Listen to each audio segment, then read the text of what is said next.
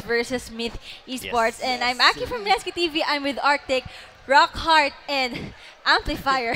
Medyo hingal pa tayo. So, Yeah, she kind of had to run a bit, so don't worry, guys. yes, So, I had to run. yeah, 1-0.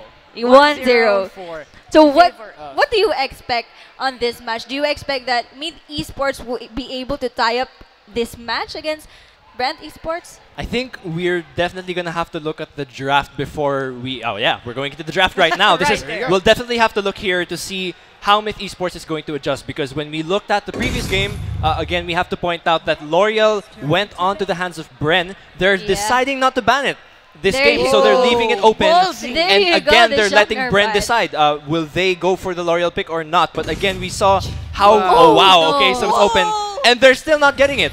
So We are going to see a L'Oreal hero, maybe. there. There you go. There you go. First pick for the Bren Esports. you guys talk before the game and just give us. I don't know. In all fairness, I mean, What's the mindset? I think the Interest. players heard us.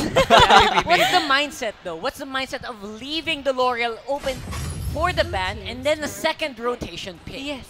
Well, the What- thought process might be that they didn't see L'Oreal to be the main problem with why they lost. It might be them thinking, okay, we were doing well during the first parts of the game. I don't think so, honestly. I still think L'Oreal is ban-worthy, but Myth Esports might be thinking maybe this is an adjustment for us to make in terms of playstyle, not necessarily in terms of the draft. Maybe that's what they're thinking, but I'd have to disagree still, because I still think L'Oreal is something that you have to ban. The good news, Myth Esports has Violet this time. So now they have a ranged character that can actually deal consistent damage to maybe match the L'Oreal, because that's what they didn't have earlier. Yeah. theoretically, I like the thought process. I mean, in all fairness, they were able to kind of hold the L'Oreal down within the earlier parts, but then again, sure, you kind of know what to do, but then again, as far as realizing your win conditions, especially when it's crunch time, it's just making your life a little bit more difficult here. Looking at the draft, yeah, did they have a counter for the L'Oreal? The best counter that I think Myth Esports has picked up, kudos to them, Mina. Mina has taunt. Yeah. Mina has that hook that can disable a lot of the movement from the L'Oreal. That's a very smart pick. I'm not sure if it's going to survive the laning phase though, because the draft that they've come up with is a lot of frontline heavy, while on the other side we have an Irie with a lot of support on the side of for the L'Oreal. So Yeah. I think that the draft is now complete. So quick predictions for the draft. Well, I'd have to say I like Myth Esports draft better now lot better. compared This to time. earlier. Yeah, because lot now better. they have the Violet, right? So they have a damage dealer that can actually meet her, especially when we get to the mid into late game, because that's where we saw Myth Esports failing earlier. You know, they did well during the early part. The question was, would they have the damage dealer that could meet L'Oreal once they reach that phase? Now, I think they do. It's really going to fall on the execution. Again, we keep saying, if there are new viewers now, Myth Esports is the underdog, so it's understandable that Bren would have the upper hand, especially having this pick L'Oreal with them. But at the same time, we can't disregard them, because in the first game, Myth really did well during the early game. Hopefully, they can bring that advantage to the later stages of the game. Yeah. Absolutely. I think that Clutch Guild, while picking up the L'Oreal on the first rotation, I think they kind of fell off on the latter part of the draft by picking up a bit of a squishier composition, despite having a shielding composition in the form of Alice and Desennial.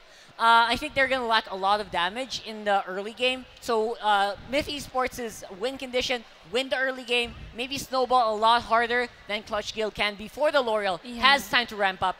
That's your win condition. So I kind of give it to Myth Esports. Myth Esports. I'd actually have to agree. I mean, with Myth Esports, like I mentioned, there must have been a reason why they allowed this L'Oreal to pass through. Maybe Game 1 was kind of fine-tuning to figuring out how to work around that. Going into Game 2, I'm expecting something a little bit more thorough, especially with a better draft and probably a little bit more of a trickier composition that Bren Esports has to execute as well. So very well said. That would be it. And wag na nating patagaling pa. Let's hop right into the game. Ibigay na natin sa ating explosive casters. Azurai and Rico, take it away. Explosive casters. All right, my name is Asarai, and here with me now is Riku. We're going to be shoutcasting game number 2 in this best of 3 between Bren and Myth. So once again, the L'Oreal is open, picked up by Bren, not picked up by Myth, who had the chance to take it. Exactly. I feel like maybe because Bren Esports is confident enough to leave it open, make sure, knowing that maybe Myth is still not ready to build around or play around with the L'Oreal. So I guess that's the mindset of that, drafting. One thing I also noticed is that first game they could have gotten an Alice for them to fully supplement the strength of a L'Oreal, but they decided to just pick a Violet for that secondary damage dealer, or more like that could match in terms of backline damage. But now that they gave up, the Violet, banning the Joker, and that would leave Myth Esports to take it. So I'm pretty happy with this, but at the same time, nothing is being taken away during the early phases of the game. Well, now jungle tussle for Bren and Myth. Seems like Bren able to win out that a little bit. Mina, though, gonna have a very difficult time actually making something happen before she reaches that level 4 of hers. And this Mina, again, kind of curious to see why a lot of Filipino players go for that, if I'm not mistaken, heal rather than the flicker. Able to blink in front of your target or beside your target, use your ultimate, taunt them in, or actually pull them towards you. Exactly. Most likely, it's one of those focuses on their 3-man, just to make sure that they have some sort of sustain when they do invades. So that's going to be a Jinner, Mina, and a Violet trying to steal some camps here and there and create pressure around the map. So I think that's the mindset in taking the heal instead of a flicker. But during the late game, when they enter into these 5v5 team fights, it might be a little bit too risky for the Mina. And that is why I feel like they do have the Malak for that secondary frontline, initiator. Yeah, I think if you're gonna compare Malik and Mina as people who can absorb damage, I would prefer Malik. Mina feels like more of an off tank than a real tank, and gotta give it to Myth. They have been playing this best of 3 for me on that game 1 quite well on the early game. Now the question for them, or the quest for them, is to be able to transition that, to translate that into a mid to late game sort of control or advantage in this matchup. But Abyssal Dragon will be taken by Bren, and that's a quick start for them. This is a complete deja vu sequence from what happened earlier. Bren Esports was the one that secured the Sentinel. Actually, yeah, Sentinel, and now it's been swapped around. So I guess it has something to do with being blue side, rotating to get the might buff, and you're near, you're going to get the Sentinel anyways. And it's fine, and it's working out in their favor. But again, you have to consider the threat once Leather Goods spikes, especially that, I feel like Leather Goods and Peace Boy do a really good, they do have really good synergy. At the same time, they probably might want to pick Jinner at the mid lane. Ooh. Which happened. Yeah, immediately get this Jinner. There was a little bit of a rotation there by Mina as well as this Malak, but they were scattered out as Irie takes the last hit on that one. NY getting the hook onto Leather Goods right here in the mid, but can't really follow up on that as she is only level 3 and doesn't really have any damage upon her. And another quick question here is that what's going to happen to Myth once we hit those level 4 marks, those ultimate spikes? Can they actually force a fight against Bren, or will it be that game 1 wherein Myth tries again to go for that split push, which they kind of overdid on game number 1? But they have a Luva right now, so maybe they will do that once again, but not overly do it. Exactly. I feel like their 1-4 is not actually bad. I feel like Lubu and Sentinel could do a really good matchup, but at the same time, you could swap them around. Irie could probably later split push as well once the Sentinel ult will not be available in times where they need to immediately rotate and make a counter reaction play when Myth Esports tries to take down an objective, maybe a Darkslayer or maybe an Abyssal Dragon, which will come up in a few seconds. But one thing that I'm worried about is that, again, we've mentioned how as the game progresses, we already have a kit for L'Oreal that the cooldowns are reduced, but as the game progresses, that's going to be even more apparent. But look at this, Kuroki with the invade on the might buff. Burst does have some vision on this one, so maybe he can try to go for the last hit. A little bit too quick on that swipe of his, so it's not really going to transition onto anything. Another Spirit Sentinel here for Myth, an easy take for them, but that once again opens up this Abyssal Dragon, which is kind of weird because Burst is counting this out and he's not really going to be able to do anything. But maybe his ultimate shock will be used right then and there, and the fight ensues. There's going to be a little bit of damage. Slapstick in the backline, actually getting a lot of free hits right now.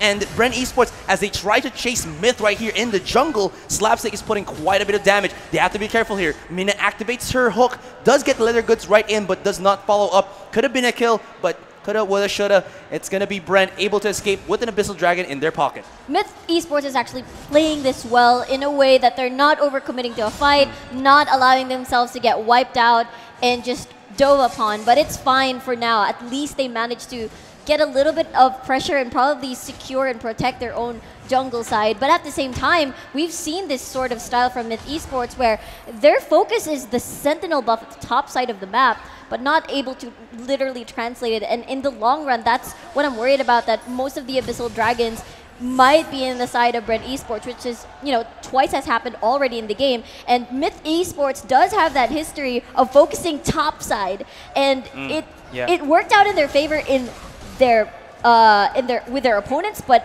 for Bren Esports, it might be a little bit too heavy for them.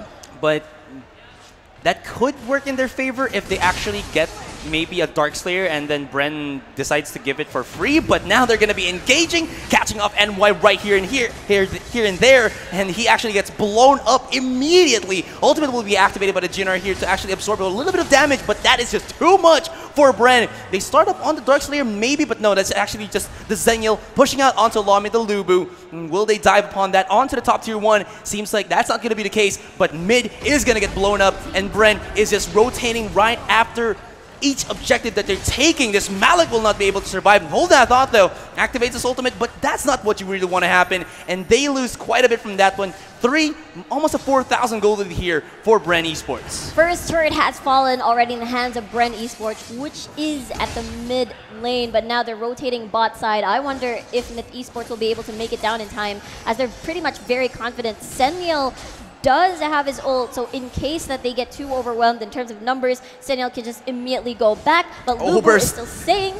Ooh, that was close. He was like, whoops, nope, never mind. A little bit of a mistake right there to try to defend that bottom tier 1 of his. And they're going to go once again for that Abyssal Dragon. My goodness, you got to call Bren Esports Dovahkiin right now, because they are just getting, they're Dragonborn, you know? Exactly, and they're killing a dragon What's right now. man? Who's going to get the last hit? Of course, it's going to be Kuroki. Sadly enough to say that Myth will try to actually follow up on that. This could be a great time for them to punish Bren, but Bren immediately positions, goes over the wall, and actually flanks, sandwiches Myth Esports right now. Uses the burst ultimate there to actually pop up Bren, but it's really not going to be enough to actually stop them. There's going to be the 1 kill onto burst. He goes down. Top side though, that's going to be Lomi with the split push, but did they lose too much in allowing Lomi to go for that split push potential, or that split push play in the top lane? I think yes. Well, they did make the, I feel like that was a really good objective trade for the side of Myth Esports. Again, we've mentioned how Seniel is one of those times, well, you want to play around the 4v5 situation and take advantage of just pushing a lane somewhere else, because you know you can't run down like a Seniel. But at the same time, I feel like Myth Esports has definitely mitigated the losses, and they did a pretty good job. But at the same time, you're giving a lot of Abyssal Dragons, and long-term wise in this game, it's going to hurt you most definitely. I did forget to mention that the Irie is going to be a pain in the butt for Violet later on towards the game, especially that there's not much protection with the way that I look at it for the Violet in the later stages of the game, especially with the Hissy Fit, with everything, with the silence as well.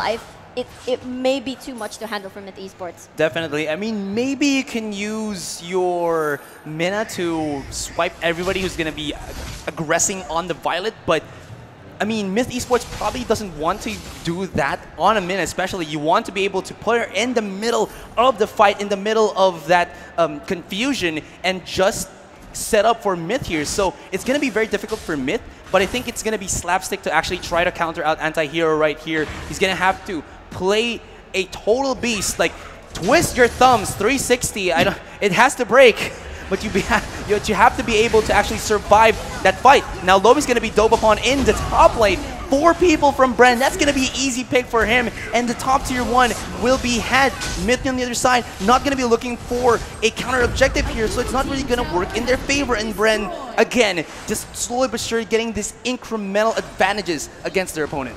The problem with what Myth Esports has been doing for the past few minutes is that they're not making proactive plays to force Bren Esports to to respond. It's mainly a space, but will there be a Could be. steal? No, just a little bit too much there from Kit. A little bit too late. He actually flickers over the wall, and that leaves the Violet open, primed and ready for Bren to destroy. A second one goes down to Mina. Once again, Burst, a rock in a hard place. He's trying to run away, but this demon is just put to his place. And now Kuroki 1v1. Mono takes out the Jinnar, and only Lami to remain.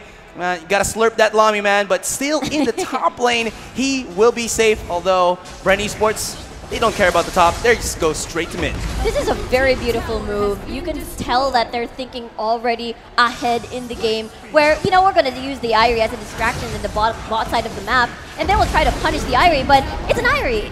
If you anticipate the rotation punish, you can immediately escape, and the Luba was the one that suffered, that transitioned into a Dark Slayer, and now at this point, everything else just is falling into place, and the gold lead is very significant enough for Bren Esports to be confident in making these types of plays. Yeah.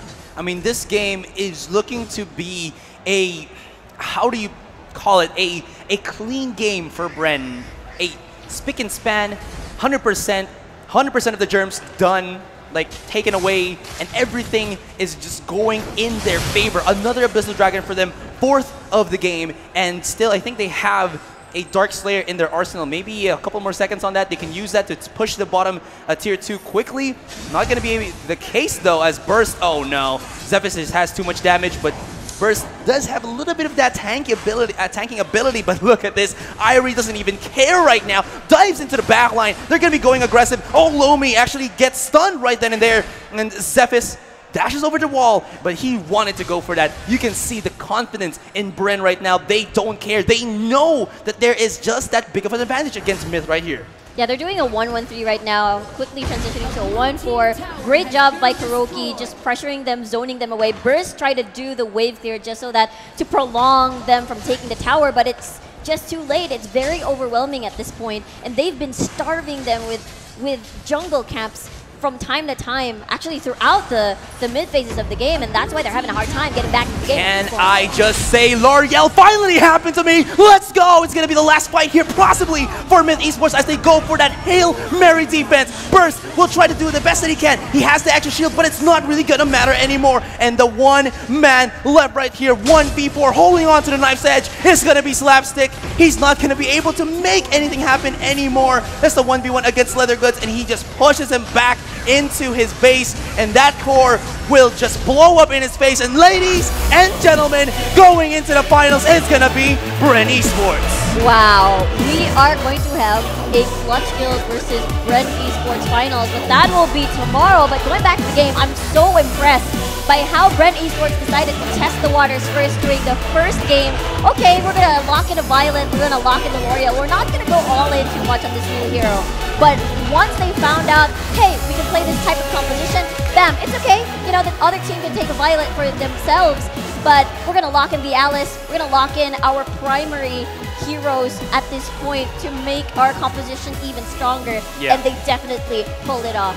I mean, the weirdest thing for me in this game was the drafting. I mean, game number 1, it was the Malik ban for, or rather the Malik and the Joker. The Malik ban and Joker for first, right? That was Myth banning out the Malik, and then for second game, it was the Chognar ban. So I was kind of, I guess they thought that those were more threatening heroes compared to the L'Oreal, but I mean, I'm not sure if that's the biggest thing, but I think it's a factor of how Bren Esports were able to clean up that game. Exactly, and I'm very, very happy to have witnessed that match. L'Oreal during the first time at the PPGL in a LAN tournament as well. So I'm really excited for tomorrow. All right, so we'll just pass it on to our analysts. So guys, L'Oreal finally happened to me. How about you? L'Oreal happened to you as well as to us, and welcome back to the Go PPGL 2018 Season 1 at nagbabalik pa rin Aki from MineskiTV. I'm with Arctic, Rock Hard, and Amplifier. So what are your thoughts on this 2-0, a clean sweep for Bren Esports? As much as I hate Azurai for pulling that joke, I have to agree.